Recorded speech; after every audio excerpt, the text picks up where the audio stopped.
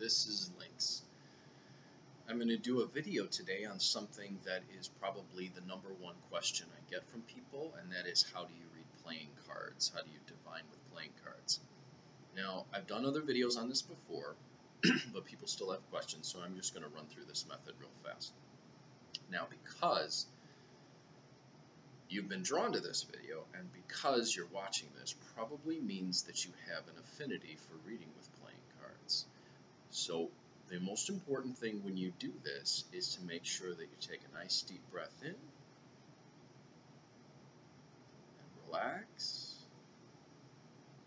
And the more that you relax, the more that you'll find yourself going into a place of comfort where you'll be receptive to learning how to read the playing cards. And the more that you practice and relax, the more that you will find yourself getting more comfortable reading these little babies, which are quite magical and quite powerful.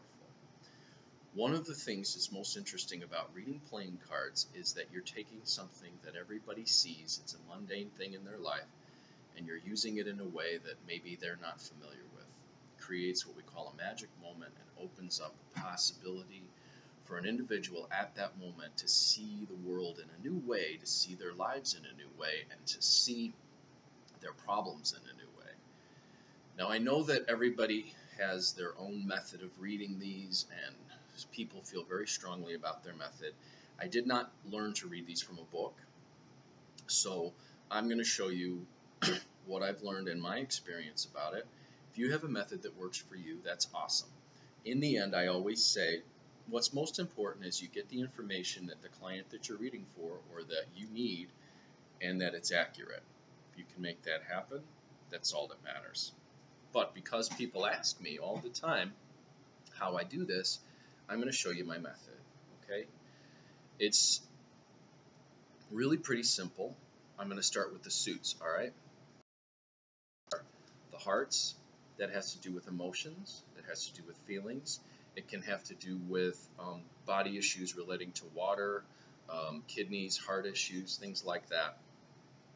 It also has to do with how people like to bind themselves to emotions, how they feed on their emotions, how they do things to get an emotional response, all that stuff comes into this. So I'm not a believer that there are certain suits that are good and there are certain suits that are bad, because the Six of Hearts could indicate, for example, someone that's bound or limited by their binding themselves to an emotional response, just as much as it could mean that someone finds a very emotionally charged physical relationship with someone, okay? Or emotionally charged romantic relationship with someone, okay? So I don't believe that there's an either or for these. I also don't buy the reds and blacks to go yes or no. So like if you have more, you throw down the cards, you have more reds than blacks, it's a yes or a no. Red means yes, black means no. I don't buy that. I think you have to look at every situation for the subtleties and then judge the overall, likelihood of it to be a yes or a no based on what the cards are telling you. Clubs are luck, but that has to do with luck. See their little shamrock here, or their little clover. That's a good way to remember that. The luck has to do with whether or not you're willing to accept it. So it could be a very lucky situation if you accept it, but I can't tell you how many times I've read for someone where, for example, in this case, the security that someone wanted would be right there for them, but they pushed it away because they were bound to their old habits of being poor, or being afraid of security issues, or the fact that their entire existence has been built on running for security. Diamonds have to do with value, not just money. I always say, if you took money out of the equation, what would this represent to you? It has to do with values, okay? This has to do with power. Spades, people like to say that this is the negative one. It indicates sorrow. It can indicate sorrow. It can indicate pain. It can indicate things falling apart for someone if they're afraid of their own power, or if they're being dominated or letting someone else dominate them with their power, okay? That's the suits.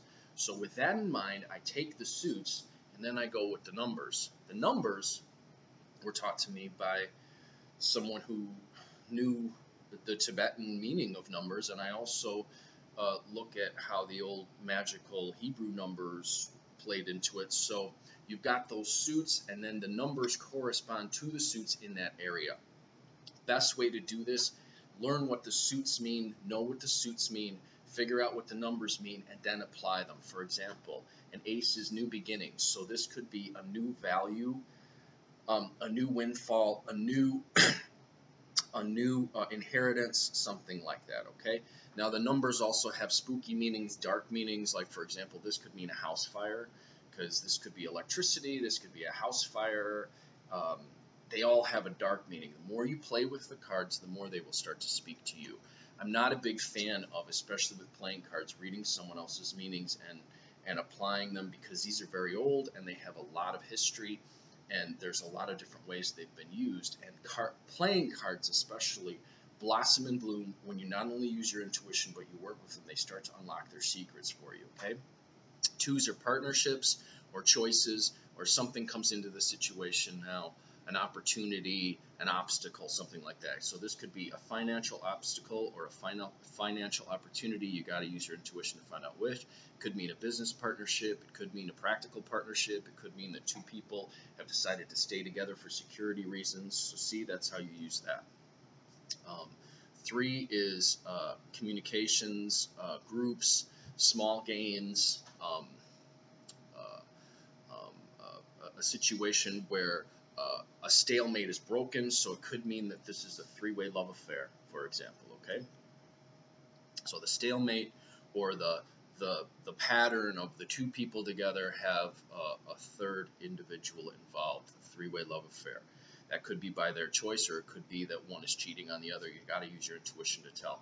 4s have to do with temporary stability or stagnancy, a boxed-in situation. So this could be someone who is boxed in their emotional state and they can't express what they want to express, or it could mean that after a time of turmoil, they finally get a situation where they can emotionally sort of recoup and take a moment to, in a stable state, to reassess the situation or get their bearing, okay? 5s are change. In this case, it might be a lucky change, a new opportunity coming in the situation that breaks up the 4 situation that was maybe stagnant. Now there's a new situation where there's a change. In some cases, people who don't like change will find this very uncomfortable.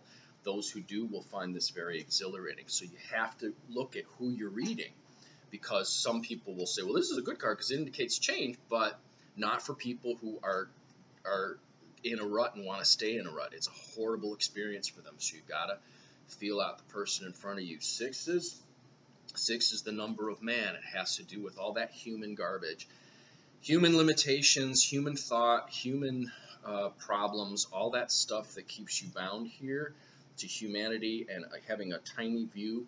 Could be self-centeredness. So the 7 is the spiritual side of it. Something comes into your life that makes you see that there's something bigger than what was in the 6, just being human, and it shows you greater possibilities. That's what the 7 is. So for example, an emotional situation, maybe a breakup or something, gave someone the opportunity to see that there is much more than just themselves, much more than what they thought before, that there's a spiritual side to all of their lives and all of this. And it could be a profound realization, okay? 8s are bringing something into being. So for this, in this case, I would say perhaps this would be like a financial institution, or let's say like a nonprofit that wanted to establish something or bring something into being in the world that had a longer lasting effect. Could also be something like, in this case, a bank, or something, or an institution like a university that had sort of is trying to bring something into a being to establish it, okay, and have it there for a longer period of time, or to establish it in the world.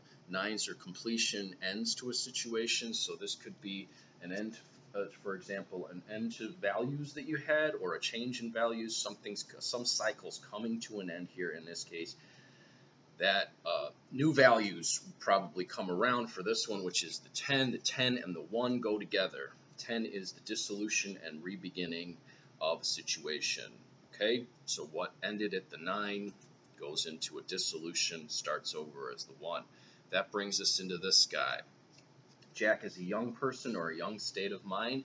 It's a new opportunity or a new situation, excitement, enthusiasm. It could indicate children. It could indicate someone who's a teenager. It could indicate someone who's young at heart. It could indicate someone who's doing something to make them feel young, or it's just a sense of enthusiastic. This could be a love that infuses someone or wakes someone up who was feeling rather stuck or old or whatever. You got your queen, that's your internal state, or a woman. This could be a dark-haired woman. This could be, say, a light-haired or red-headed man, for example. You got to feel your way out through this. You got to use your intuition. If you don't use your intuition, you're going to have a bad time. Did you get the South Park reference?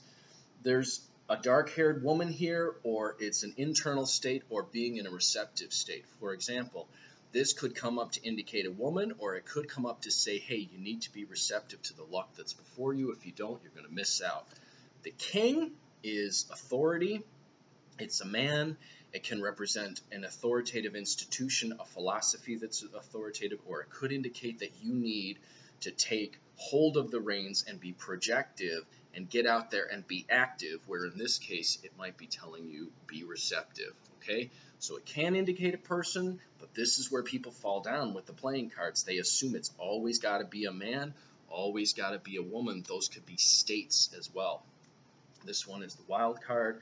It means all bets are off, and it means things are going to change in some way, and depending upon what the other cards are, will show you whether or not it'll be a positive change for them, or they'll perceive it as a positive change or a negative change. That, my friends, is the basics of playing cards. What you do is you take that information, you get yourself a deck of cards, and you start reading them. And there goes my phone.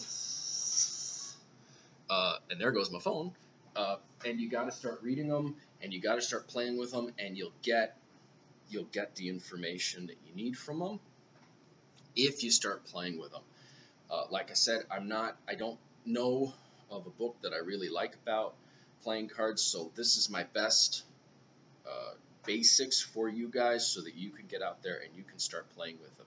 Okay, I hope this helped. If you got any questions about them, go ahead and put them in the comments below. I'll do my best to answer them. If there's some topic that people really want to know about playing cards, I'll do another video on them for you.